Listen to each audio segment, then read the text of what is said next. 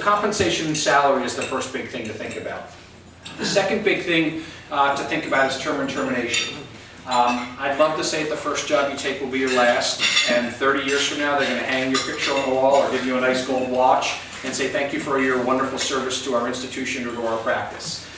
The reality is it's probably not going to be that way. Statistically, probably half of you are going to be looking for new jobs within 3 to 4 years of taking that first job. Hopefully by your choice rather than by your employer's choice. But we need to understand how the term and termination provisions work. For instance, in the legal world we have what's called an evergreen provision. Let's say the contract says it's going to start July 1st and go to the following June 30 and automatically roll over year after year, like an evergreen. It just perpetually stays around. That's great. You say, great, guaranteed employment, I'm set.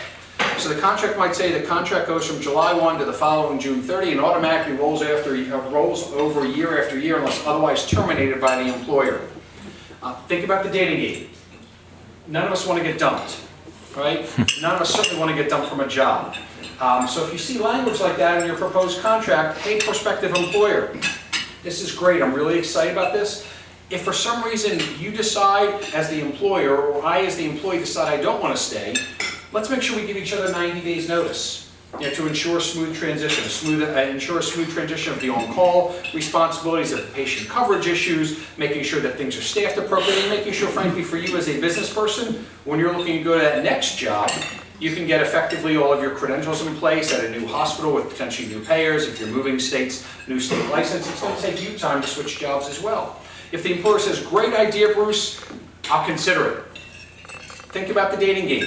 Find out what happened to the last 2 or 3 people who started working for that employer. How long did they last? Where did they go? Why did they leave? Many of you are going to go to states that what they consider to be at-will employment, where they say theoretically you can be fired at any time for any reason. As a physician, as a professional, your contract's going to delineate additional protections for you above and beyond that.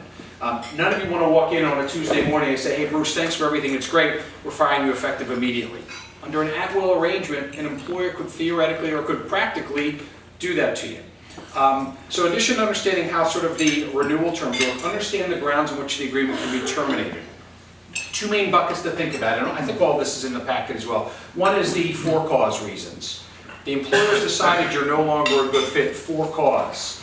For cause has to be really specific reasons. Really specific reasons. Not wearing a white shirt or a blue shirt. It's you lose your license, you lose your DEA, third-party payer kicks you out of its network, hospital removes you from having privileges, insurance, professional liability insurer says you no longer, you're a bad insurance risk for us because the number of cases where you've had suit filed against you, real specific things. The alternative to the for cause is the without cause.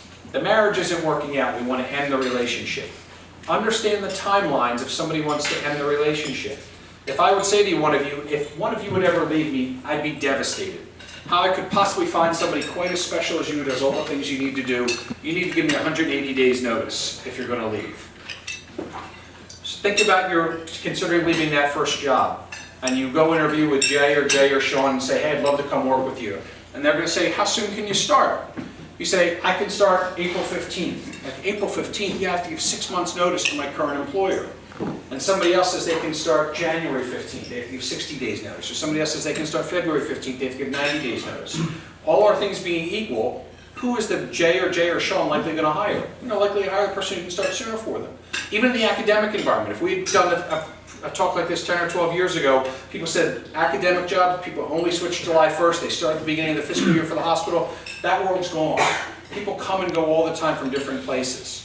So at the same time, if I say, if you would ever leave me, I'd be devastated, you need me 180 days notice. But, on the other hand, if I decide that the relationship's not working out right, I don't want a malcontent walking around in my institution or my practice, or I don't want somebody who's going to be saying bad things about me or poaching patients or trying to get competitive advantage. So I'm going to give you 30 days notice, I'm going to pay you to stay home during those 30 days. If you see that dichotomy, think about the dating game in terms of the things that are important for you. One of the very important things as you're thinking about a job is to figure out what all of your priorities are. If you had the dream job, what would the dream job provide for you? And also, at the other hand, figure out what all your deal breakers are. Each of you are going to have different things that are most important for you or that are quote-unquote deal breakers for you.